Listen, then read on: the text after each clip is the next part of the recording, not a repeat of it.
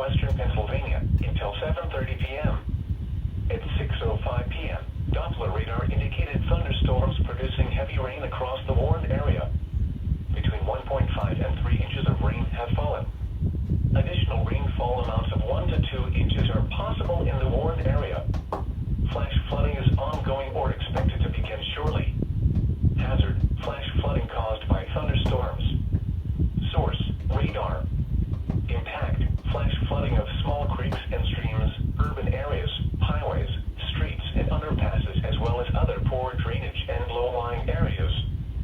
Some locations that will experience flash flooding include Pittsburgh, Penn Hills, Mount Lebanon, Bethel Park, McMurray, McKeesport, Shaler Township, West Mifflin, Northside Pittsburgh, Whoa, that was a Goldwood, big one. Upper St. Clair, Scott Township, Wilkinsburg, Whitehall, South Park Township, Robinson Township, Wood Hall, Jefferson Hills, Brentwood,